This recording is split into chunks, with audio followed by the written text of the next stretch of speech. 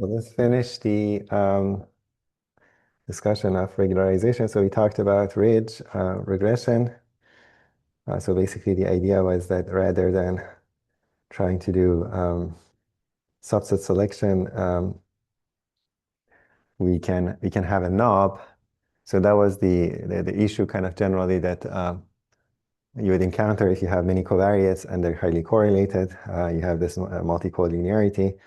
The covariance, or let's say the variance of beta hat in certain directions. So like V transpose beta hat blows up if V is in the direction of the small eigenvalues of X transpose X. And one way to deal with it is to remove some of the predictors that are correlated with some other ones. And that is very much related to the model selection or subset selection that we did in two lectures before this. And then last lecture, we talked about this more, I would say, a little bit more modern, maybe approach is that if we care about just prediction, there are better ways. So you can have a parameter lambda. You don't have to worry about throwing away the predictors. You can just regularize by this, by a certain norm. Let's say in the ridge regression, it's the L2 norm. And you have this knob that you can vary, and you can trade off basically bias and variance. So the first thing that we noted is that this has a closed form solution, and that if you write down the OLS and the ridge in the basis of the eigenvectors of X transpose X, then you can see that the ridge is basically shrinking the coefficients of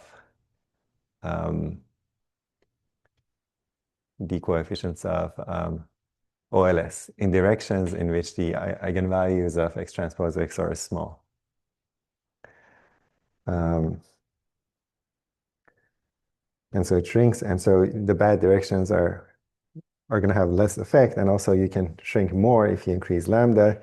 And in order to study that, we drive this general kind of result. The first one is very general, so we looked at the MSE, beta hat minus beta squared expectation would be mean squared error. And it has this bias squared plus variance, which is general. Actually, if you go through the argument that we did, it works for any estimator. And then we calculated the expectation and the covariance matrix of beta hat lambda for the ridge, plugged it in, used the eigenvalue decomposition to simplify, and we got this very nice formula in terms of the eigenvectors, sorry, eigenvalues.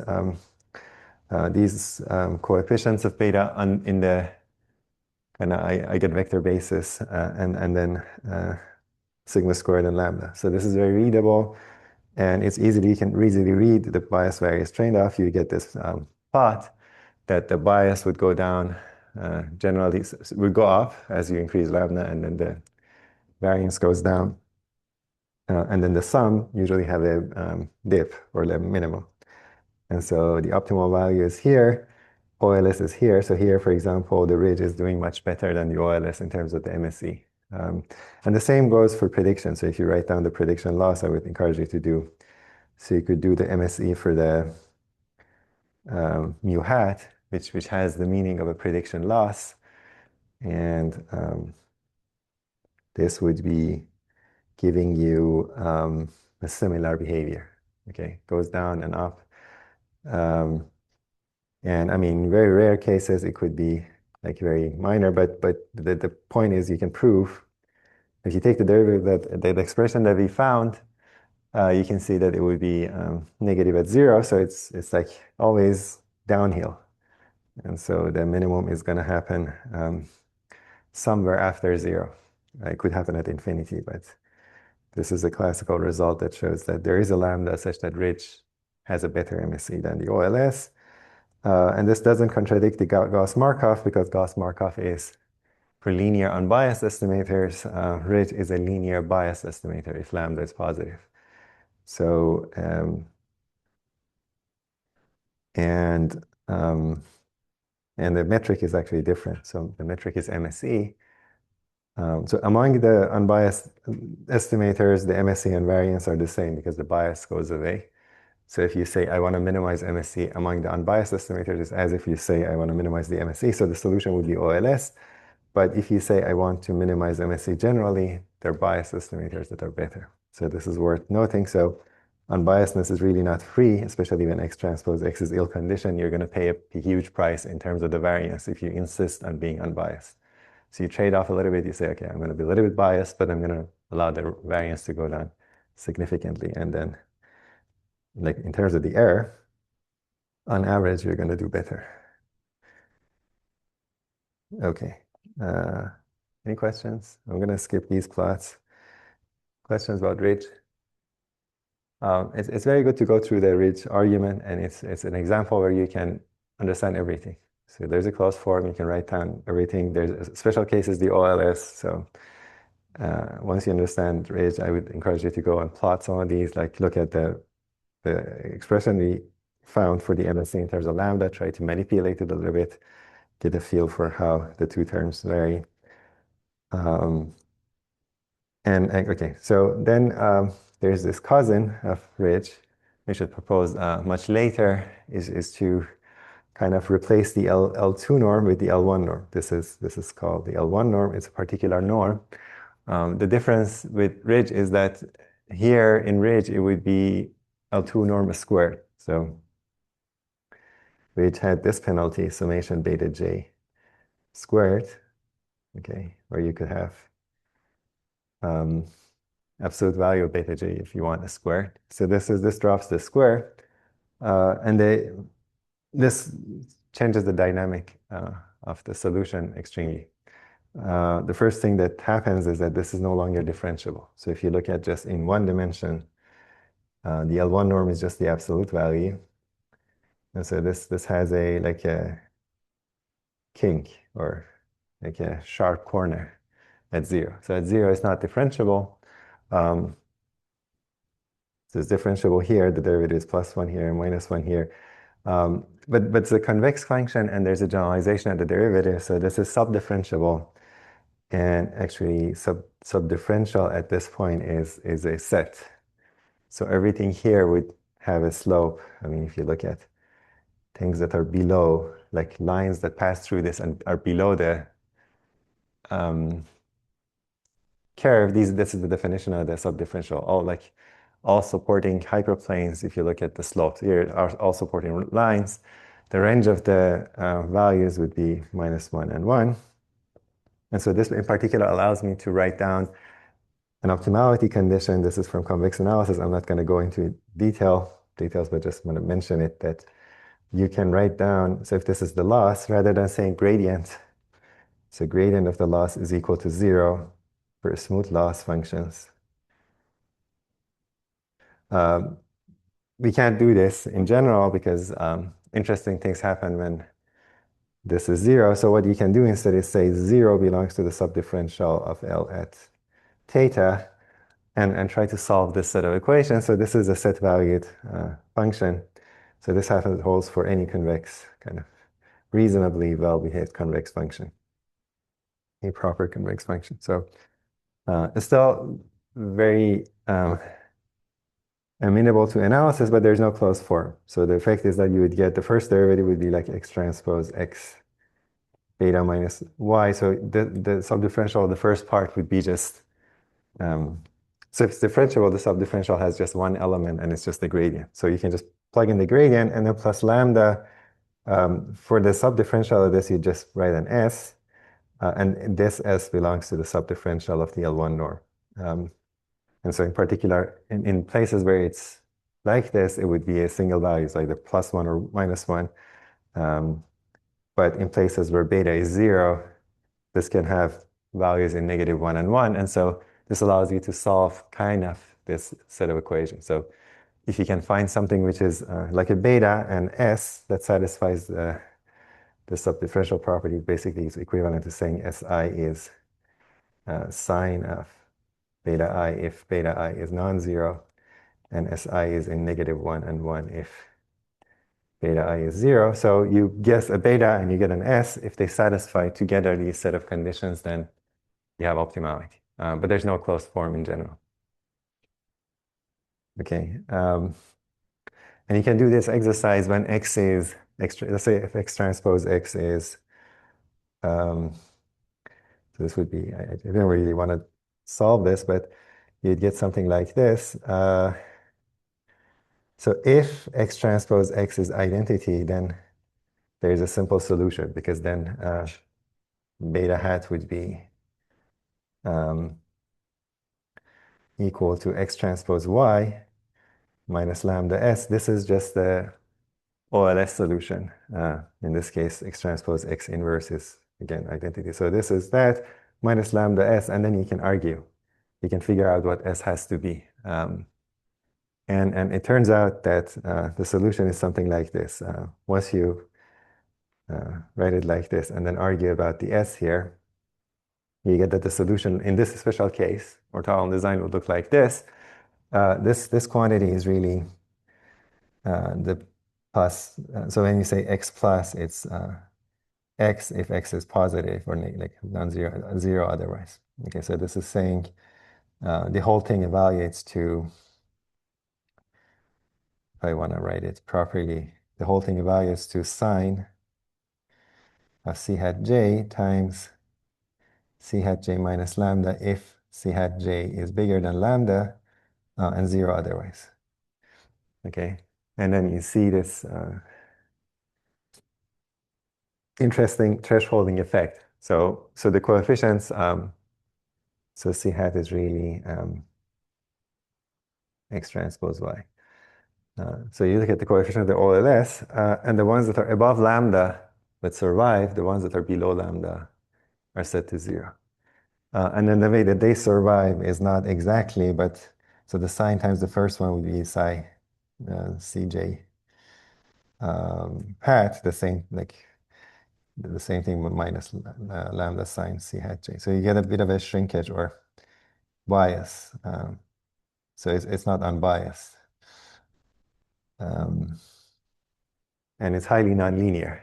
So the effect of this thresholding makes the estimator nonlinear. But that's the idea.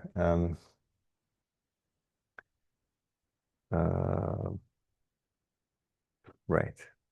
I actually have to check whether this sign is correct here.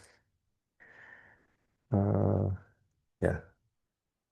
I'll try to fix this if it's not correct. But basically the idea is that you do this and then try to use this idea. Okay, so guess whether beta hat j is zero or not.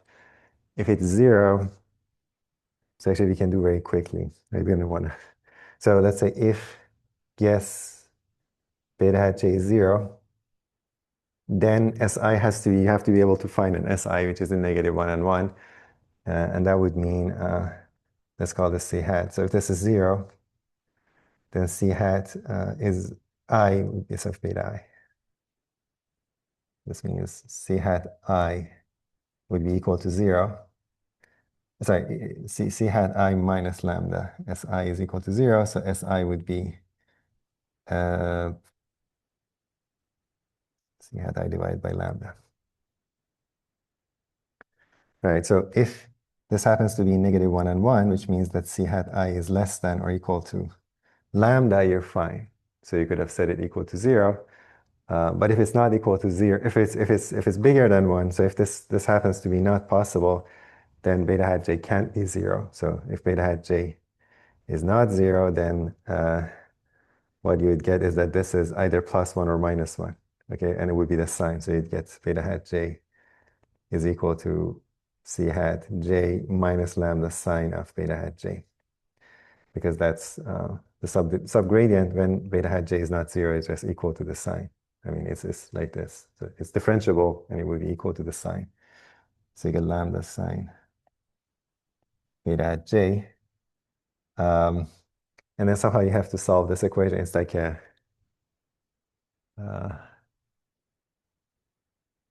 so you have to figure out, it's in both sides in terms of beta hat j. So you have to figure out if we have to have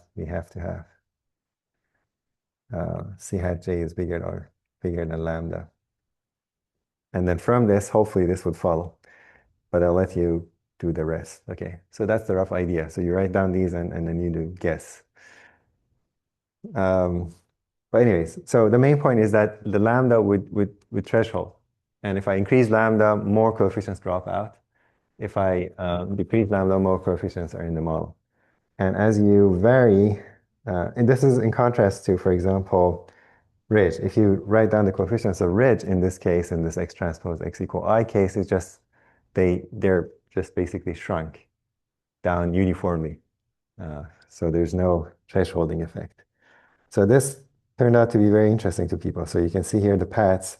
So here I have a model that has 1, 2, 3, 4, 4 real true parameters. So this is like a y is x beta star plus epsilon. And let's say beta star has support, which is like the true beta star has only 4 non-zeros. We have, I don't know how many people, 1, 2, 3, 4, 5, 6, 7, 8, maybe 8.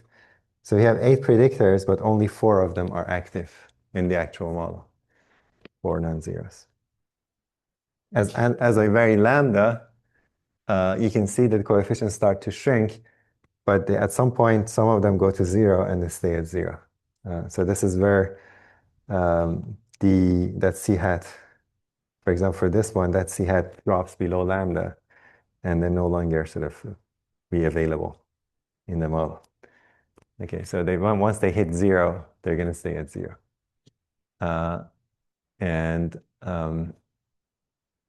So originally people thought this is great because I have a knob now that I can induce zeros in betas. It is like doing automatic model selection. Rather than I have to pick which subset, it automatically selects. For example, here, I have this subset of the covariates. So these are out of the model. So these automatically dropped out. And if I go further, I drop more. So this seems to give me like a continuous knob to do model selection. And for this reason, this got a lot of attention and it still gets a lot of attention. But as you can see here, in this very simple example, we have high collinearity. And the colorful ones are the true coefficients. And there's no lambda that can just select those. Okay. Everywhere I put lambda, like everywhere I truncate, some of the other ones that are not in the model are going to creep in. When the situation, like when we have low collinearity, the situation is better, it looks like this. And here, almost, let's say here, I can pick all of them. But again, you can see there's still one of them is like competing. So it's really hard to get a case where you actually can do proper model selection. But once collinearity is very small, then it would happen. So this would drop faster. And then at this point, if I select lambda like this, then I just pick the right coefficients. So this condition for when this happens is known, and it's known as mutual incoherence condition. It's very strong. So it strongly restricts the covariates or predictors to be uncorrelated or like not being multi-collinear. So a little bit of collinearity would destroy this nice picture, as you can see here. So as a tool for model selection, it had, let's say it has very limited application in real applications, especially if you have many correlated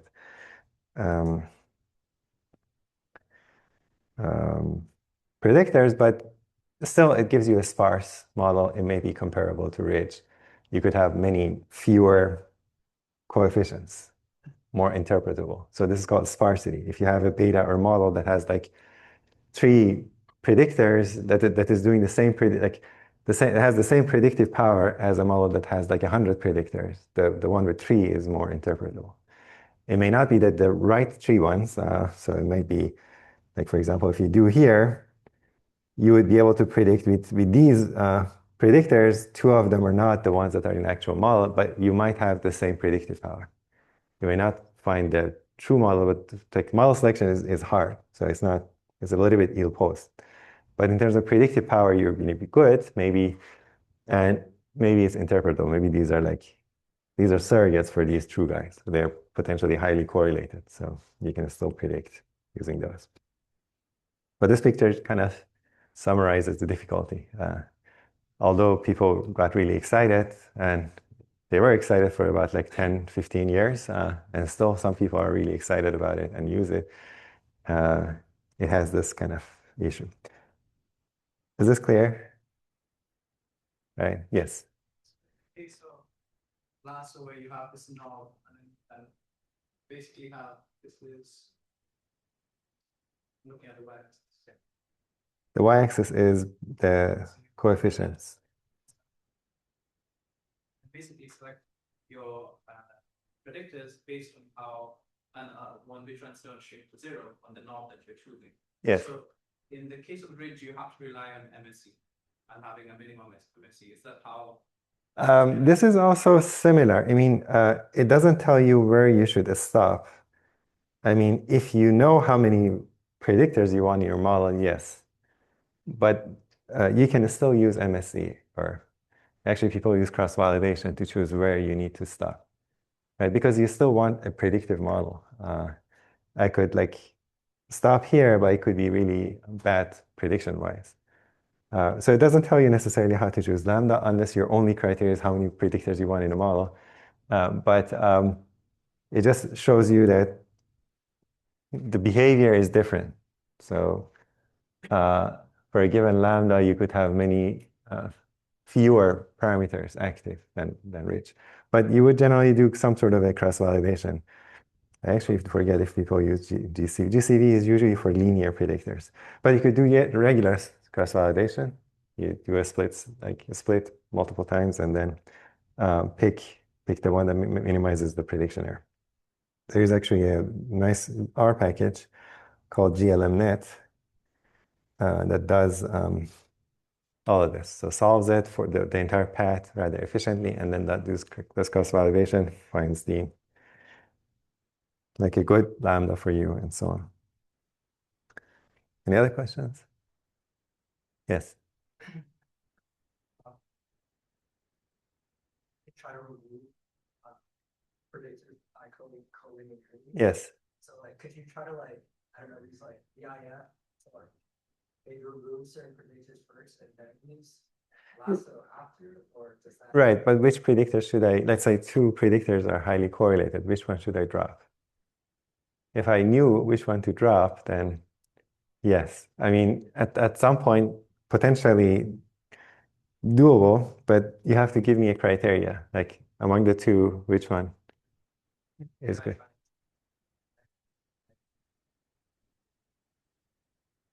And then how do you decide based on what criteria you want to decide which one should we go? We have to have a criteria, right? Right, and then, I mean, it's good to think about. Potentially, it's doable, and then you come up with a new model selection procedure. But it's not that just two variables. It could be like multiple ones are correlated. And then you run into issue, okay, so which one? And then you end up doing some sort of a greedy selection. So first I'm going to try this, then I'm going to try this.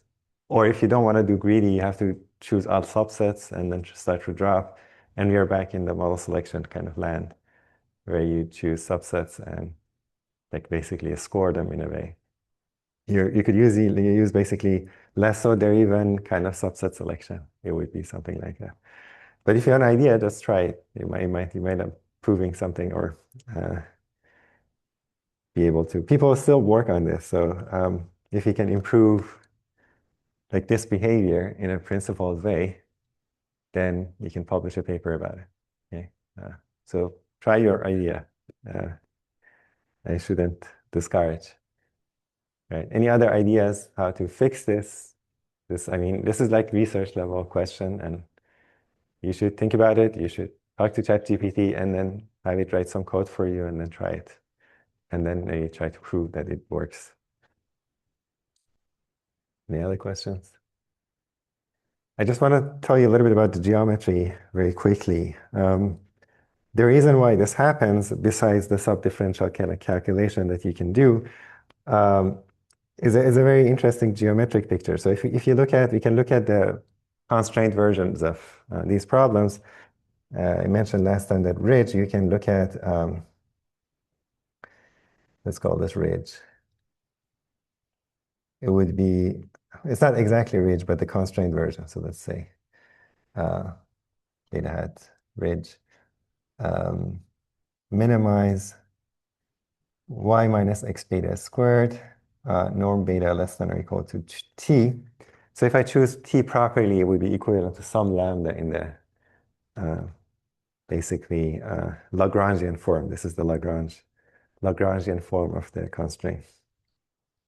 And then I can have beta Lasso be argument. This is not exactly Lasso, but it's like kind of equivalent in a way. So it's going to be beta 1, norm 1, less than or equal to t norm y minus x beta squared. And then what happens is geometrically, what happens, let's say, is I'm going to draw this these constraint sets. Okay, so this is called the ball of the L2 norm. It's a norm ball. The set of all betas such that norm of beta, L2 norm of beta is less than t. This is also a similar ball. This is the L1 ball of radius t. So in R2, if you plot the L2 ball, it would look like this. So it would be basically a circle centered at the origin, and the radius would be t. If you do the L1 ball, you would see that it looks like a diamond. It's actually like a square, but shifted. Goes like this. Okay, and you can imagine what it looks like in higher dimensions. The key is that it's like pointy. It's not smooth like the other one. And so how do we visualize this optimization? If you look at the objective function, let's call this maybe L, it would be better. So we have a loss function in the language of machine learning, y minus x beta norm squared. This is L2 norm. These are L2 norms. So this has like a level sets. So you can look at all the theta such that L theta is equal to some C, some constant. Okay, that traces another set. If I fix C, it traces another set here in the beta domain, and it would like an ellipsoid because it's a quadratic form. It would look like an ellipsoid for a fixed C. And if I vary C, it would look like a different ellipsoid. These are going to be kind of concentric ellipsoids. And as let's say if there was no constraint, as I vary the C, as I minimize the C, eventually this would collapse to beta OLS. Why it would collapse to beta OLS? Because beta OLS minimizes this. So at the minimum, there's going to be just one point which sits at that point. So there's only one solution exactly such that it has like y minus x beta hat OLS. So the set of all betas such that their cost functions are equal to this because of the uniqueness. And we were talking about in the case where we have unique solution. It collapses to that point. When I have the constraints, these are not allowed to shrink to that point because this point is outside this ball. So I need a point in the ball whose cost function is still minimized. So I'm going to look at these and I'm going to move until I hit the boundary. The first time I hit the boundary, so these move in parallel, the first time I hit the boundary, that's where I have to stop because I can't move past that. So this would be the solution of the ridge. Minimizes the cost function, so that's basically the level set that has the minimum C here, subject to also intersecting the ball. Okay, that's kind of the basic idea, if you want. There's another way of writing it, but the same goes here. So here, again, beta OLS is the same position. And then these shrink towards beta OLS, but the first time I hit the boundary and I'm trying to leave, that's where I have to stop. And you can see because this is pointy, this is going to often hit one of these corners. Okay, when the last point of contact would be one of the corners, this doesn't happen on the circle because it's like curved. And so this, in this case, for example, you pick a solution which has beta 2 is equal to 0. If this was a little bit tilted, you could have like ended up here. You could hit this point. It's very unlikely, like you can see, like it has to be very positioned like a very in a specific case such that you hit this face. Okay, if you tilt a little bit, you're going to hit the corners. So you leave this ball at the corner. And this is what is causing this effect. So this is the geometric reason, because the L1 ball is like, has flat surfaces rather than curved surfaces. Okay? this is like a nice picture to have. It's not going to be helpful that much in higher dimensions because it's hard to visualize these in higher dimensions. In L3, you can still visualize them, but it's a very nice picture to have. Okay, it's like the nature, the geometry of the ball that causes the very different behavior. Questions?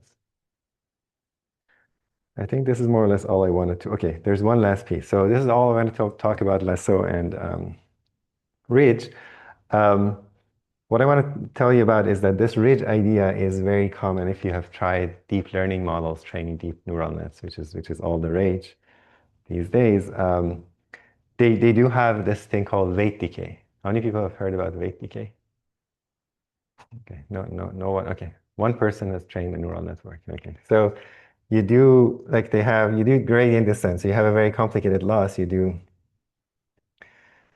um, like a colorful version of a gradient descent. So the vanilla gradient descent would be like you take your current parameter and then you take a step in the direction of negative gradient. And this gives you your next iterate. So the gradient points in the direction of lower loss. And so you take greedier steps in the direction of gradient, you descend on the loss. The weight decay is that they add something like maybe some lambda theta t here. And then you'd recognize that this is really the gradient of this. So it's effectively taking the gradient of, they either add it here or outside, I forgot, but the effect is the same. So this is the step size, and this would be the weight decay weight, and so they interact. So you could define, if you do lambda over mu, then it's as if you add it in the end. But you get like, if you look at the loss, which is, if you define your loss to be L theta plus 1 over 2 lambda, then when you take the gradient, it's as if you add this additional term. So this is called weight decay, and is equivalent to basically adding a ridge penalty to your loss. And this regularizes the kind of behavior, among the other things that they do to regularize the path. That's one thing to note in connection to recent machine learning or modern approaches. You want to have a very complicated loss, you want to minimize it. You do a little bit of weight decay, which is saying you add a bit of ridge, and it has this regularization effect, both numerically and statistically, kind of. The other thing is I want to maybe mention is this kind of double descent experiment or double descent phenomena. And so here, I'm gonna, let's say, we are in the high dimensional regime. So you have a true model, you have y, which is n by 1, and then you have the x, which is n by 200. N is here, let's say 40. And d here would be 200. These are too many features relative to the sample size. And I have like a corresponding beta here, which would be 200 by 1, let's say beta star. And the coefficients are kind of decaying exponentially. So this is the simulation that I'm going to show you. Something like that. So the first few are large and then quickly drops. Let's say the 20 first features are carrying the most of the energy. If you look at the energy in terms of like the L2 norm squared, like the bulk of this quantity will be carried out by like the first 20. There's really tiny features, but they're there. And so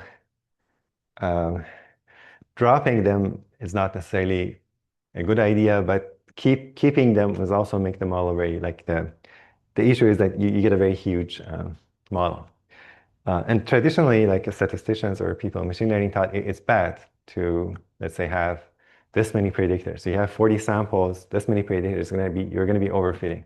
So if you go back to the model selection setting, if you have like n and p, or p plus 1, this was ds, you know that as d grows, or like as you approach n, so SSE goes down, R square goes up, but you're essentially overfitting. So if you have like 3 predictors in the model, and if you keep 3 predictors and then add more predictors, you just add variance. So your variance is going to go up, you're going to overfit. And so this doesn't look like a good idea. I mean, to be honest, this is the actual model, this is the true model. But if people gave you this many predictors, you would imagine classically that, okay, maybe a few are active. I shouldn't try fit a regression like this. It happens that in reality, I mean, the way I generate the model is like this, but potentially you could try to explain this with a few predictors because um, the same thing happens. So once you hit 40 predictors, you can get zero SSE. You can get perfect R square. And below that, even you can potentially explain this model. You don't need all these predictors. But the question is, what happens if I just throw everything in and do kind of a ridge? So if you do a ridge, okay, let me very quickly mention this because I mentioned it in the. So we could do a ridge with a very small lambda. In the limit, in this like in this case where n is less than p, in the limit, this problem, when I minimize, if I let lambda go to 0, is going to be equivalent to this problem. You can argue for yourself that this is like minimizing the L2 norm of beta subject to y being x beta. Okay, so in this setting, when n is bigger, less than p, I can find multiple betas such that I can make this 0. So this is the SSE kind of the model. There are many betas such that the loss is 0. And ridge allows you to pick a unique one. And if I let lambda go to 0, you can actually argue that the solution actually converges to one of these solutions that minimizes the L2 norm. This is called the minimum norm solution. It has been studied a lot. It's kind of the limit of kind of gradient descent in a sense as well. With a bit of kind of weight decay, let's say. Anyway, so I'm going to solve the ridge with a very small lambda. Okay, lambda is going to be small. I'm going to uniquely identify a solution. And what you'd see if you, okay, and then I try to score. So you have a solution, you get a beta hat, and then you're going to report a test MSE on 5,000. Fresh draws, and we repeat the process 60 times. Okay, I generate from this model and compute the ridge and score on the test data 60 times and report the average. That's the kind of the experimental setup. And the plot that you get looks like this. Okay, so this is the test risk on like the average of 60 on the log scale.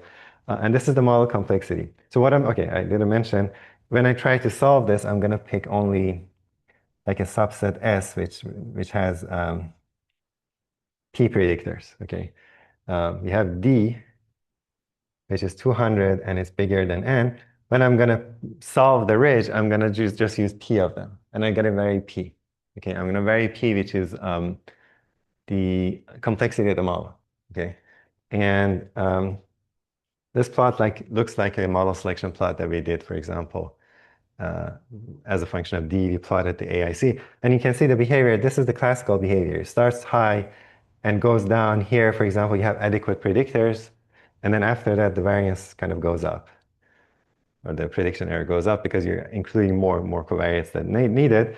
So up to this point is OK. And then even this part is OK. But people traditionally thought, OK, this is going to go up forever. But that doesn't happen. So if you hit the n equal p, this is where you have exactly the same number of predictors, and after that, it starts to go down. Okay, and this behavior you can experimentally view, and then people have theoretically analyzed it and tried to prove this to some extent, but this is the interesting part. The loss comes down when you have severe overparameterization. In this case, it converges to something which is worse than the best that you can get with a smaller model, but potentially, this is what people observed in deep models, is that this goes up and potentially could go down further than this point. And so this would kind of justify making these like huge overparameterized deep learning models, because overparameterization seems to help. So beyond a certain point, it makes the loss drop. Or like this is the test risk. It's not the training risk, because training risk would be 0 kind of, or close to 0.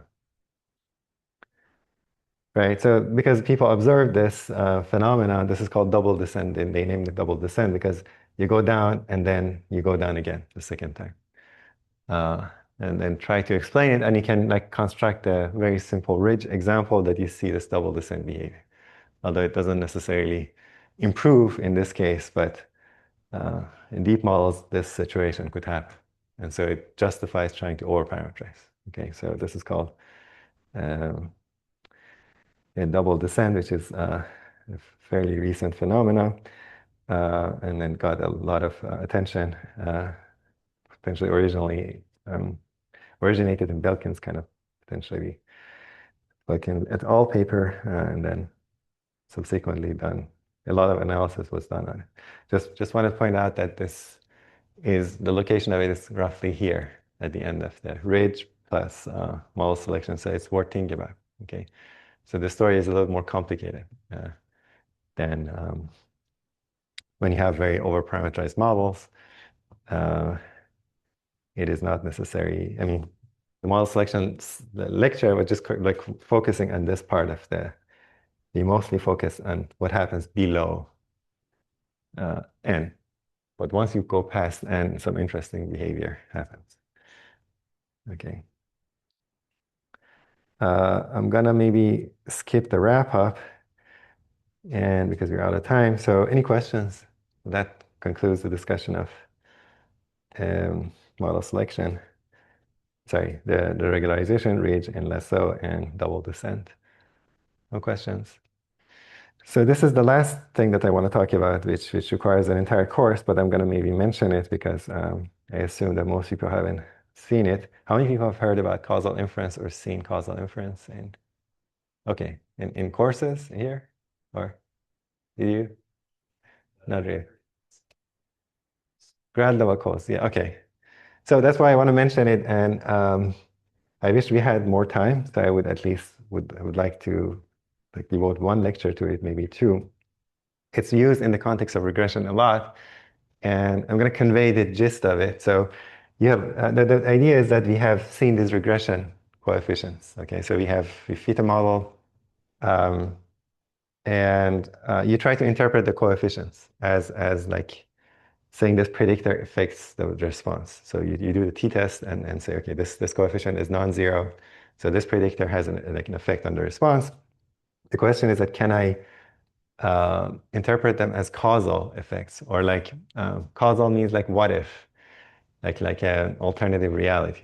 So exactly if you want to like define this what if or counterfactual effect, I'm going to try to define it more precisely, but the basic idea is this mantra, like we have probably heard, like association or like correlation does not imply causation. Okay, so this is what I want to maybe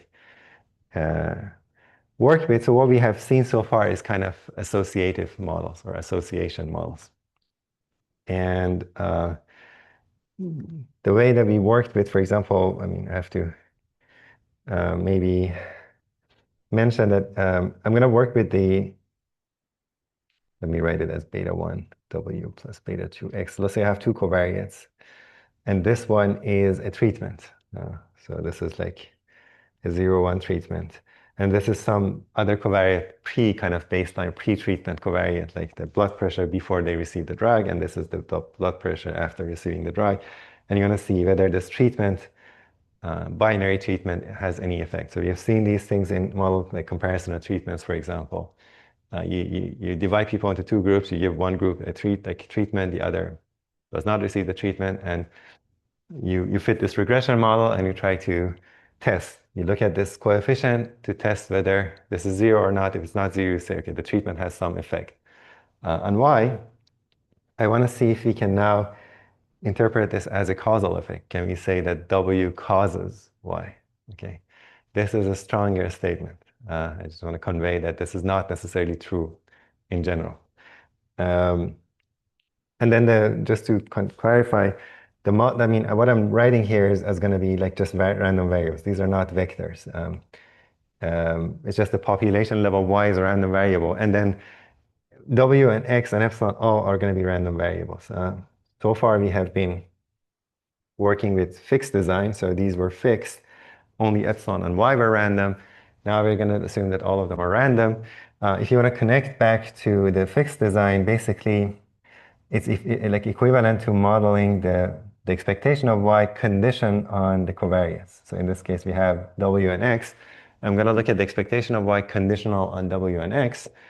And because we're conditioning, the conditioning is like fixing them.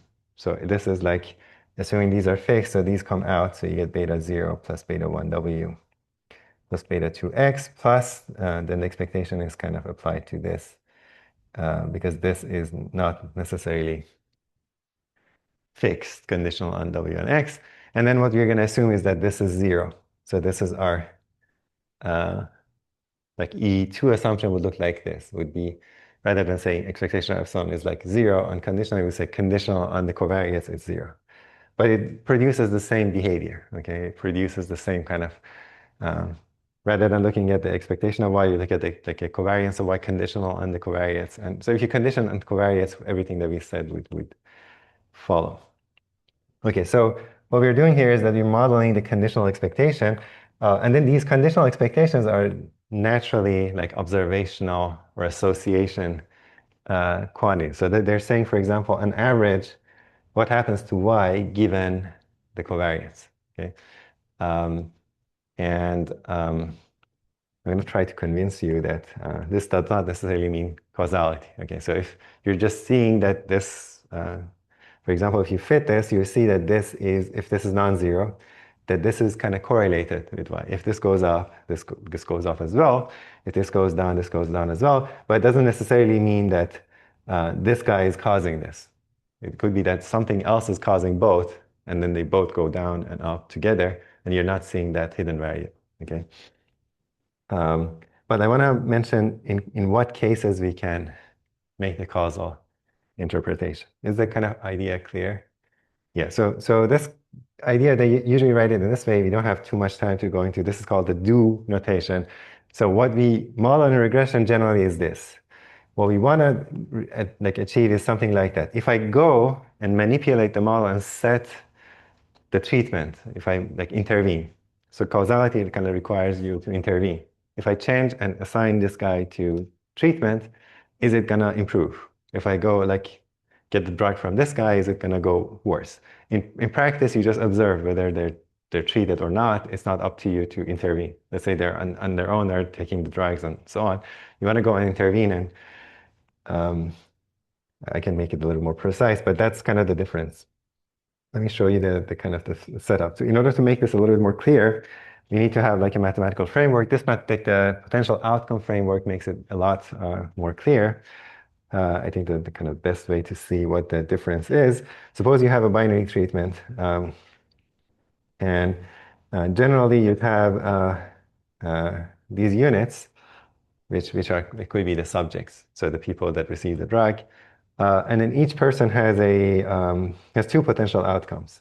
Let's say person I has yi1 as the response if they're treated, and yi0 if they're not treated or they're the control. Okay, so they have two outcomes.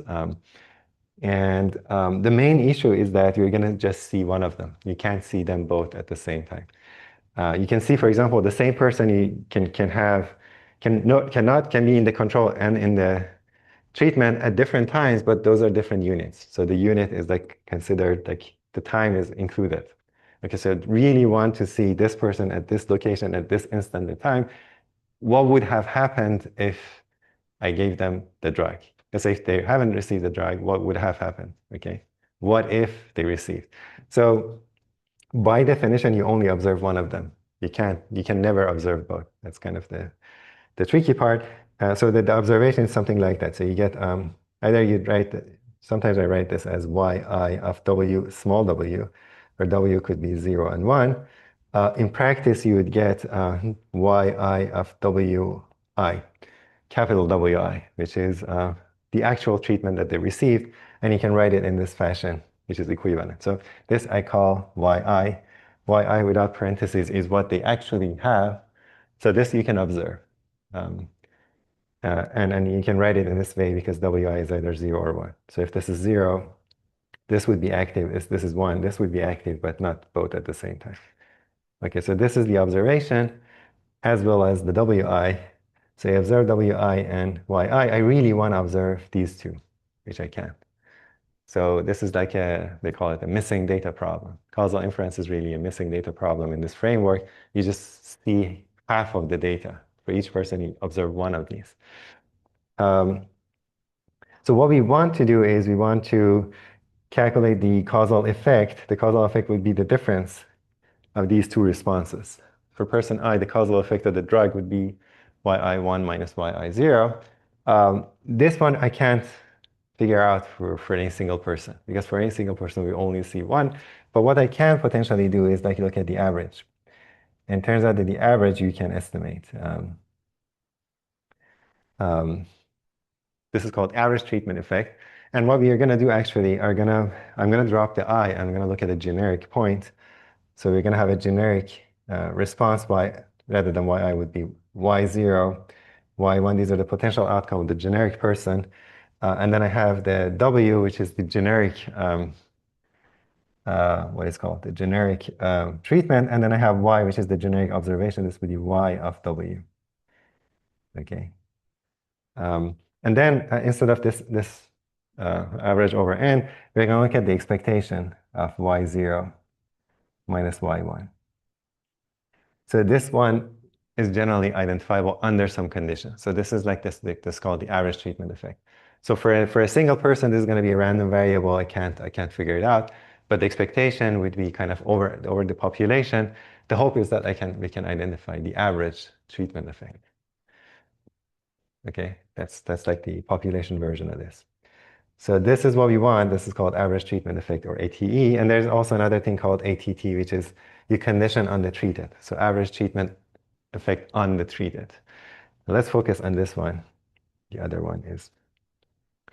Okay, so the main thing is because of the missingness, in general, we can't, as I mentioned, generally you can never observe this. And generally, it's hard to estimate this, but there is a very simple condition, which is exactly written here. So if the treatment is independent of y0 and y1, which you have to assume because you never see both of them at the same time. But if I can assume that w is independent of both, then it turns out that if I look at the expectation of y given w1, this I can observe because this is kind of like a conditional expectation. This can be done by regression or averaging. And if I look at the y given w0, this turns out to be equal to ATE under this randomization assumption. Okay, it's very easy to see. This would be expectation of y of w, it would be 1. So given that w is 1, I can replace, this would be y of w, but w is 1. I just replace it with w, like expectation, like y of 1. And this would be y of 0, given that w is 0. Okay, so this is really y is y of w. And so once I fix w, this would be clear. At this point, I can drop the conditioning because I'm assuming that y1 is independent of w by assumption, and y0 is independent of w. So this would be expectation of y1 minus the expectation of y0.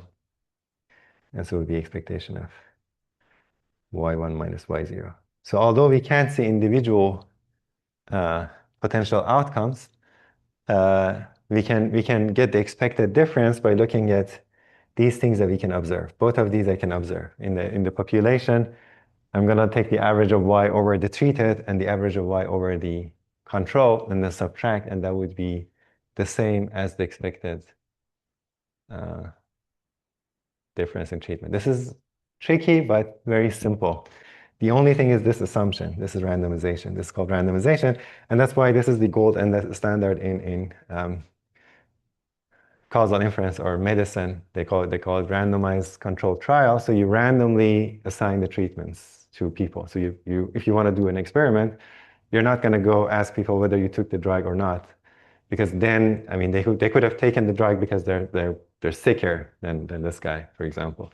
So there could be other variables that involve in getting the if their disease caused them to take the drug, this assumption is not true. But if you randomly assign them and give them the drug, regardless of their severity of the disease or any other thing, then this is reasonable, and then you can do this. Okay, so the story really ends here if you do randomization. Okay, so you can do causal inference. The main problem is that oftentimes you don't have this assumption. Okay, that's where people want to do. You do have observational data. You see, for example, you go ask people, have you taken Tylenol? And they have like headaches, and you survey people, how many Tylenols did you take? This is like observational data. And then the way that they were treated could depend on different factors, okay? Like whether they have access to Tylenol or not, whether like their headaches is severe or not. And in those cases, can we still do this under kind of some other assumptions rather than this randomization assumption? Is this kind of clear? Okay. Um, so I'm going to give you, okay, so this is the general formula they can write without the randomization. It's very easy to write down. So you start with this and then subtract this from both sides, and you get this extra term. This is called the selection bias. This goes away if you have randomization. I encourage you to write it down. This is not that important. Okay, this is the problem that is going to happen. I maybe briefly mention this when you don't have randomization. So this is the case, for example, you have the Tylenol example maybe that I mentioned. So you have an outcome, and then you have a treatment, let's say how many like Tylenol kind of pills you take, and then the severity of the disease, like how bad your headache is. And let's say if it's up to you to decide, the people that have very bad headaches, you then take more Tylenol. Okay, the treatment would be more. And so you could get a plot like this that if you fit a regression to this data, you'd see, so if I fit a regression to y beta 0 plus beta 1, this is like W. This is the treatment was like 0, 1. Let's say the treatment here is continuous. Okay, it's like maybe the dose of Tylenol, how much, what dose of Tylenol you took. If I fit the regression in this case to try to isolate the causal effect of this on treatment, or sorry, on the outcome, you would see that this regression would look like this, and this slope would be very positive. And you'd conclude that, okay, taking Tylenol is bad for headaches because the more you take it, the worse you become, like the headache becomes. Okay, that's the conclusion that you get. However, if you look at like condition on Z within these groups, you can see the slope is like decreasing. Okay, so each group, if you restrict to that group, you can see that actually taking the Tylenol, more Tylenol would reduce your kind of headache. So that's like this regression. So if you do this and potentially add the Z variable, which is the so-called confounder in this case, then this will pick up something, and then it could be that the beta 1 would be negative. And then you conclude, okay, now the effect is negative, so improves things. So I want to make sense of this business. Okay, so whether can I treat this as the effect or this is the effect? Which one is the effect? Okay, intuitively, this one is better. Okay, that one is really like confounding this severity. This is so-called controlling, where Z fixes that issue. Okay, I want to just mention, is this kind of clear? This is the setup, right? So this is the issue with the observational studies. If you like, you have a like hidden variable. If you didn't see this, if you didn't plot this plot, you just get the data. You just fit this regression, and you get this conclusion that beta is highly positive. And so this treatment is bad. But if you include this, then you reverse the slope, and then you would get the good result. So the way that this would work, the Z here would be this. It is can we do some sort of adjustment to get back the treatment, the average treatment effect? And this is for observational studies. So if it happens that there is like a pre-treatment covariate X or Z, such that when I condition on this, conditionally it makes these two independent. Okay, so if I can, for example, in that case, assume that if I know how severe they are, once I know the severity, given that, then there's no other relation within that group. Like if they have highly, like they have migraine versus like a typical headache. Once they have a typical headache, they're like randomly picking, like the dose doesn't matter. It's not a good example, but if I have like an example where I can assume this assumption that if this variable is known, conditional on that, there's no relation between the two. And oftentimes they kind of model this as like this. So this is the situation that there is maybe a variable that affects both of these, but once I condition on this z, so w could affect y, z could affect both y and w. That's the case where we had there. So the severity would drive both the outcome and the treatment. But if I condition on this, if I kind of remove the effect of it, then they're kind of be independent. Maybe I shouldn't do this. This is going to be confusing. Let's say I just assume this. This is an assumption that I can make, or I can convince myself, and there's this mild assumption. If you assume that, then there is an easy like calculation that you can do that you can see that this thing that we want, which is really, let's say, expectation of, let's say, a fixed w, is either 0 or 1. And I want to see if I can get the expectation of that potential outcome conditioned on x. I'm going to further condition on w being this one, for example, treated or control. And these two would be equal because of this conditional assumption. So because of conditional independence, conditioning on, when I condition on x, w, and these are going to be independent. And so further conditioning is not going to change. I can drop. So this is biconditional independence. If you haven't seen it, just go back and check. So once I condition on this, because these two are independent, the conditional distribution of this given that is the same as the unconditional one. Imagine this wasn't there, x wasn't there. But having this is a feature of this assumption. And once I have that, then I can just because this is w, I can replace it with w, so you get this is just y of w, right? Capital W. And this is again the same as this because you can see this is like little w, this is capital W and conditioning on w. So what happens is this is because y w is equal to y little w if w is equal to w. This is very tautology. Because I'm conditioning on this, I can just write this one as this one, which is just y. So y would be equal to this. So this is the observational quantity that we can get by regression. This or this is what I want, the potential outcome expectation. And they're going to be the same under this conditional assumption. And then, for example, I can write expectation of y of 1 given x is equal to x minus the expectation of y of 0 given x is equal to x. By that argument, this part is equal to this, so it would be expectation of y given w is equal to 1 and x is equal to x minus expectation of y given w is equal to 0 and x is equal to x. And this is called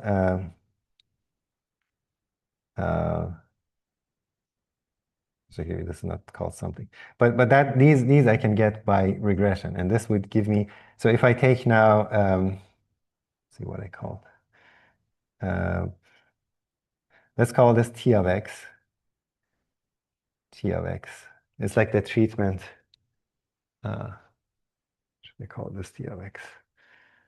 To be honest, this is really t of x. This is like the t of x, the top one. This is really expectation of y1 minus y0 conditional on. This is really a treatment effect conditional on x. This is something good to get. Okay, it tells you by covariate how much this varies, and this is saying this is equal to this regression, the difference of these two regression models. And so I've shown this guy that this is equal to this.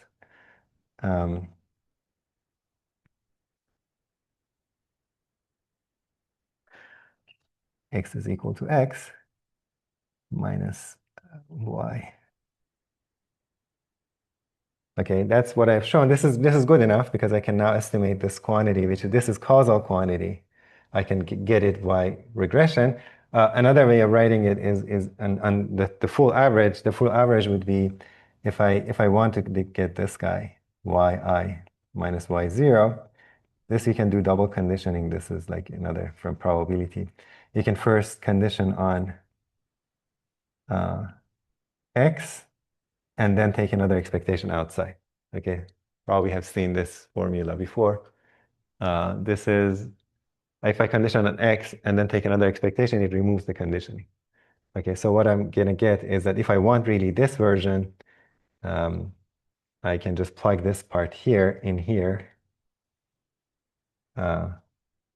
This is expectation over x. So in the end, once the dust settles, the average treatment effect, which is this guy, is just going to be expectation outside. This is T of capital X. Okay, and what I showed is that this T of capital X, the fact that this is equal to this guy is by that, this is called conditional ignorability assumption, this guy. Okay, so this is really straightforward. I did it a little bit quickly, but just follow these steps, these 3 steps, and then write it for y of 0 and y of 1 and try to subtract, and you get this. The only part that's a little bit tricky is maybe this one, but hopefully you've seen this, like in probability, it's like expectation of y given z. If I take expectation again, it would be expectation of y. This is a very general result. It's called the smoothing or Tower property of conditional expectation. The main part is this, that this holds by conditional ignorability. This is the causal content. Okay, so I get this result. So if I want the average treatment effect, I can do these regressions. And in fact, what I can show you is what happens if you have, so this is very general. These need not be linear. It could be that they could be nonlinear models. But what happens is if I have, let's say if I postulate a linear model, let's say beta 0 plus tau w plus x transpose gamma plus epsilon. So I'm going to write down a regression. This is like an observational or typical thing that we do. So you can see that under this model, if this model is true, what I get is that the expectation of y given, I can compute these 2 parts. I get expectation of this conditional on x is going to be beta 0 plus tau plus x transpose gamma.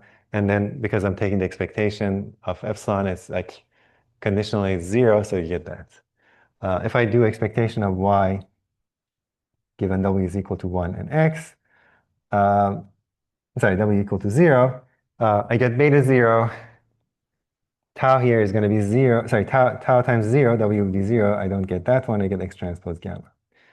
Okay, and then if I subtract these 2, you can see this is that, and this is this.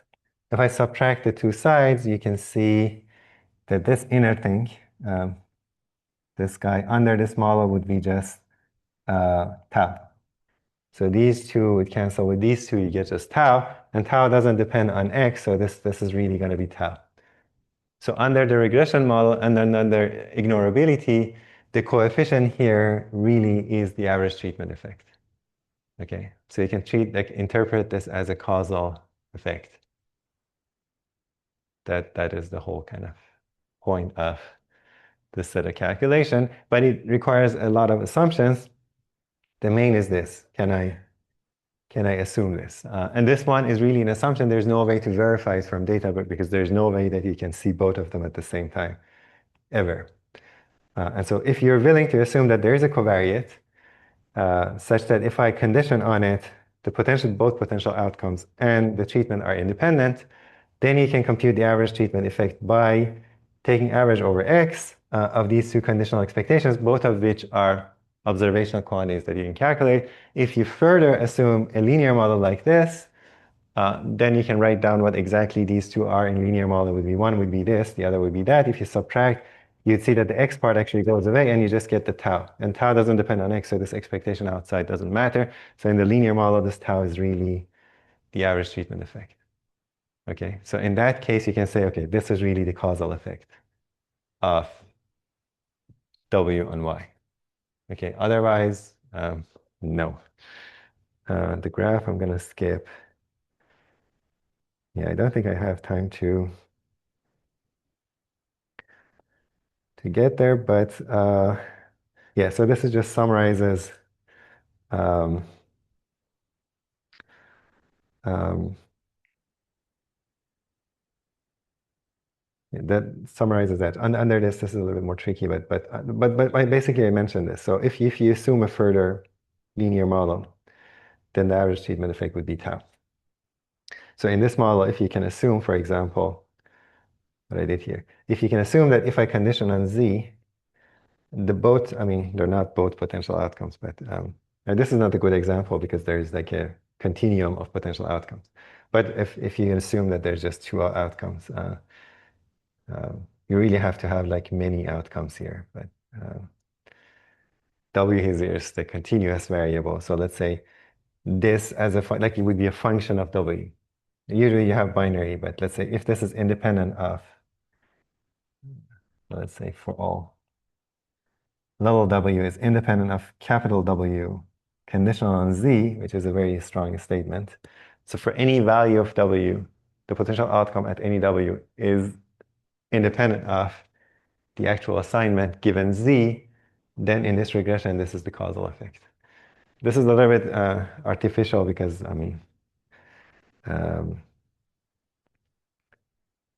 I mean, in this case, the severity of disease might not be the only thing that controls this. So if I control for Z, there might be other factors, like the access to the, for example, I don't know, Walgreen, whether Walgreen is close or not would affect. So you have to throw that in. So if I also let the distance to the Walgreen, the distance to the Walgreen is also another factor. If and a bunch of these, if I gather them, once I have all of this, I can now assume that once I assume that these are known, then there's no other factor. If I can do this, then I would throw all of these in regression here. And this is called control for, or adjustment or control. And then you'd get a causal effect out of your regression model. Okay, so like there's more stuff here. We don't have time, but you can graphically kind of visualize these and graphically try to validate them. Like there's this thing called the backdoor criteria. So you want to block all the backdoor paths, but the basic gist of it just reduces to this. So you want to kind of verify in a more complicated setting what kind of variables you need to include such that this holds so that you can kind of make causal um, uh, statements. Okay, I think that's good enough for like introduction to causal inference. Just remember that typically the regression is not going to give you causal um, interpretation unless you have some assumptions, in which case you can treat the coefficient, some of the coefficients as causal, and that's what by these kind of adjustments you include this extra covariates that allow you to make this assumption, and then you have a causal interpretation. Questions? Comments? Okay, thank you guys. It was great teaching this course. And then I'm going to have one more office hour next week. I'm going to post most likely on Tuesday. And then otherwise, good luck on the final and see you around. Thank you.